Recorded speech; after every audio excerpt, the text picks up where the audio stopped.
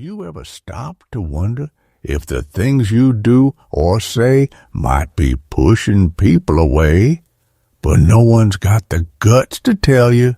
Let's face it, as we get older, we all settle into habits. Some are like a favorite armchair cozy, familiar, maybe even wise. But others, well, others turn into blind spots, things we don't even realize we're doing, until suddenly we're left wondering why folks don't visit as much or why conversations feel strained. You might think, I'm just being myself. But here's the hard truth.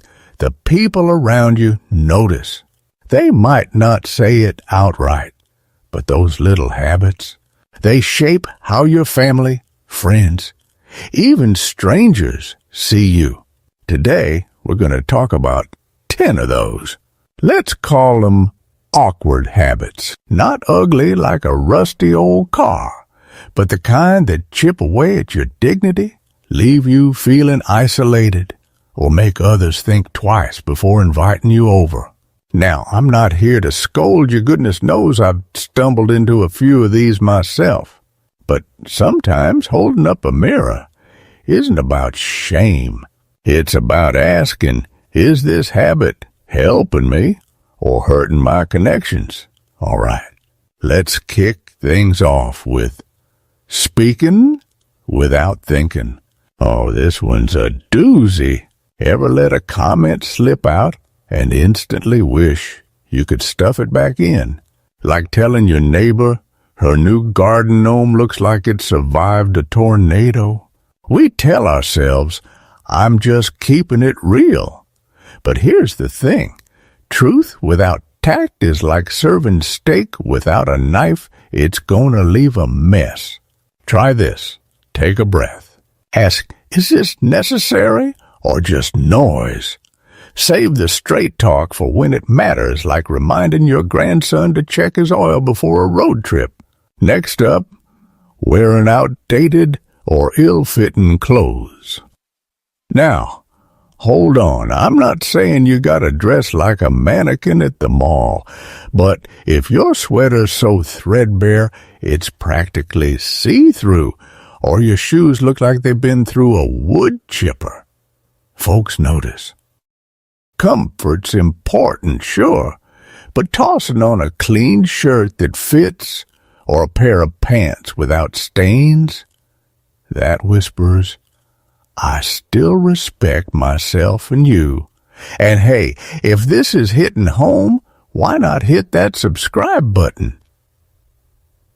Elder's life is all about keeping it honest for folks like us. Then there's monopolizing conversations. You know what I'm talking about, launching into a 20-minute story about your 73 fishing trip while the grandkids sneak glances at the phones. Stories are treasures, but dominating the chat, that's how you end up labeled the lecture grandpa. Instead, try asking, what's new in your world? Listen more, talk less. You'll be amazed what you learn and how much more folks want to share. Now, criticizing younger generations, groaning about kids these days or calling their music noise. Yikes. They're juggling stuff we never dreamed of, social media, gig jobs, rent higher than a kite. Instead of judging, try saying, show me how that app works. Meet 'em halfway.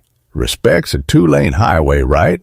And overlooking modern manners.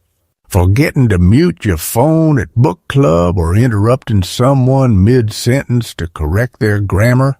Oof. Basic courtesy never goes out of style, but the rules shift.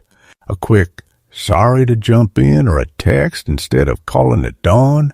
That's how you keep folks smiling when they see you coming. All right, friends, we'll dive deeper next time. But for now, chew on these. Adjust a habit or two and see what blooms.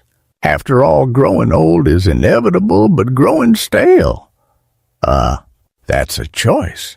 All right, let's keep rolling with these habits because the truth is none of us want to be that person.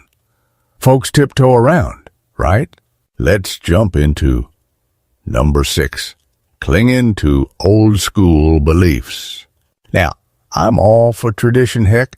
I still think handwritten letters beat emails any day. But stubbornly refusing to budge on every modern idea, that's like insisting rotary phones are better than smartphones. Times change, and so do people. Take my buddy Frank. Swore he'd never use a G-pill, then got lost driving to his own doctor's office.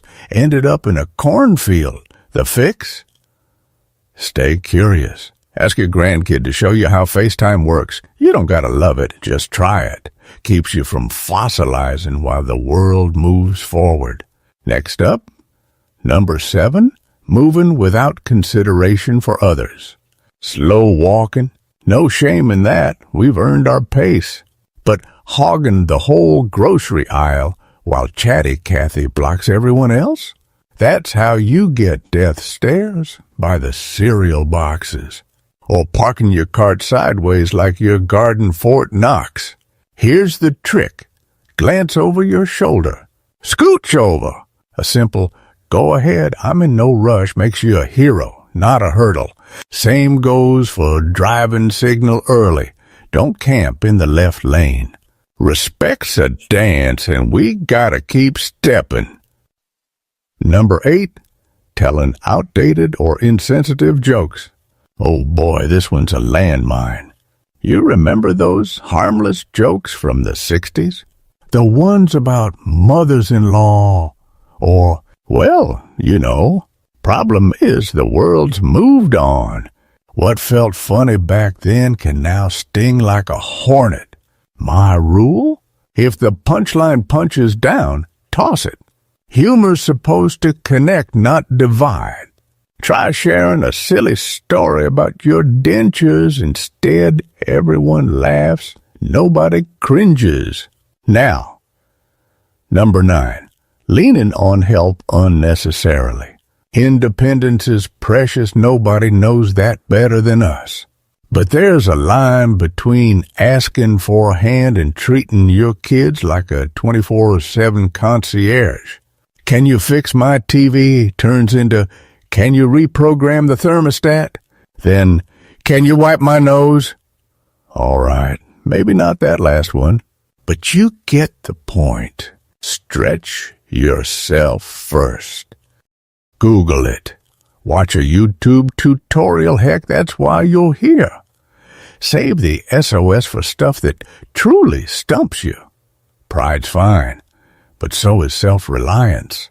Finally, number 10, always needing to be right. Oh, this one's my Achilles heel. Arguing over whether the 669 Mets had a better lineup than the 86 team. Who cares? But we dig in anyway, acting like our opinion's gospel. Newsflash, nobody wins a debate with their grandkids over TikTok trends.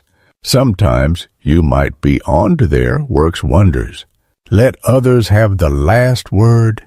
It doesn't dim your light. In fact, it makes folks want to listen.